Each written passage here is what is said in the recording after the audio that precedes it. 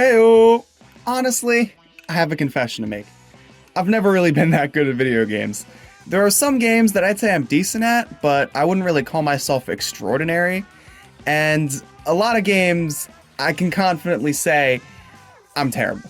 Just not good whatsoever. Really bad. Never play with me in a ranked match. That kind of terrible. As a result, I don't really seek out that many hard games because I know that I'm likely not going to enjoy them and that I'm definitely going to struggle. I really don't seek out that kind of struggle. I know a lot of people like to play hard games, they like to really feel challenged, but for me, I just feel kind of held back when I'm playing them. I feel like I'm restricting myself from really having fun. So like I said, I don't really seek out that struggle, but sometimes the struggle seeks out me. I think a great example of this is when I gave myself the goal to 100% all of the 3D Mario games. I knew it would be an ambitious goal, but to be honest, I didn't really think I would struggle with it as much as I did. I still haven't finished it to this day. Though I have made lots of progress, there have been some games where I just struggled way too much and figured I needed to take a break. For example, Mario Sunshine was a game that definitely wore me down. I did end up 100%ing it, but it was a lot of work. While a lot of the levels that people complain about really weren't that bad, like for example the Sandbird honestly wasn't as bad as a lot of people make it out to be, there were some levels that just broke me.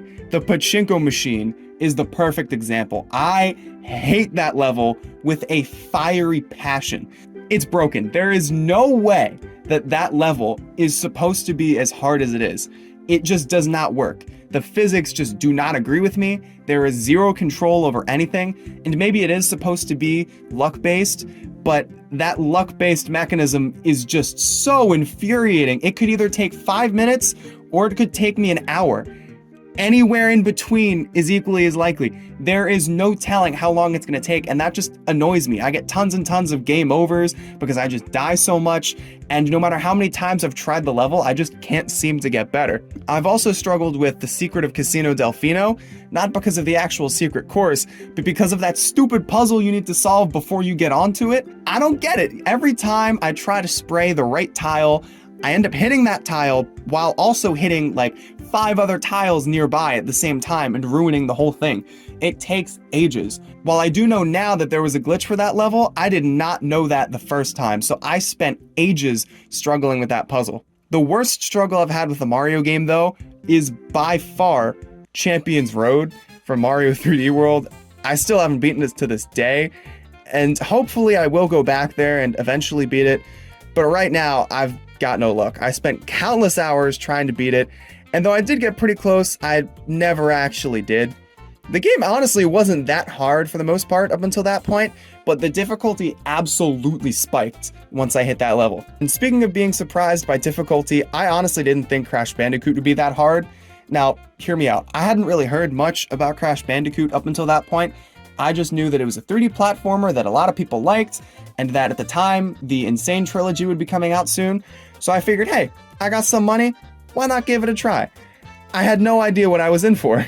I struggled with that game, especially the bridge level, Road to Nowhere, I believe it was called. That level honestly made me question what I was doing with my life. That took me ages to get through, and I finally did, but oh my goodness, I was raging so hard at that level. It honestly was so infuriating. And of course, there were a lot of other times that I struggled with the Crash Bandicoot games.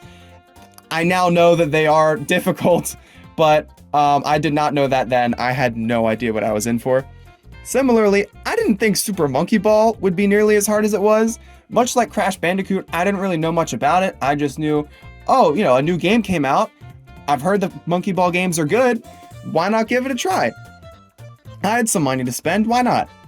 And when I actually did play the games, I struggled, and I still, to this day, have not beaten Banana Mania. Banana Mania is the only Monkey Ball game I have. I got it when it was on sale at GameStop. It was pretty cheap, and yeah, I still haven't beat the game. Hopefully one of these days I'll go back and beat it, because I honestly think I was pretty close to finishing it last time I played, but that game just, ooh, that one grinds my gears. That one hits a nerve. That game really made me struggle. I think at this point you can probably tell, yes, there is a pattern with these games. All of the games that I've mentioned so far have been platformers. I definitely suck at platformers, and hopefully over time I improve at them. I know definitely I have improved over these last couple years. I used to struggle with like a lot of the levels in Super Mario Galaxy for some reason, but I've gotten a lot better, and hopefully I'll start to venture out into harder games.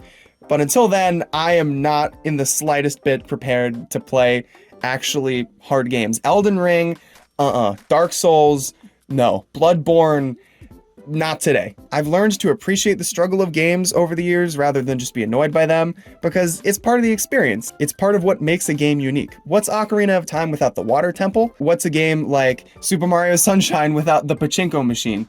Levels like that honestly kind of define a game, but the frustration sometimes just isn't fun. Although, for sure, there are times where the frustration, although it isn't fun, that frustration is exactly what makes the game so satisfying. And so I'm hoping that over time, I'll come to appreciate that satisfaction. But until then, I'm gonna be a wuss.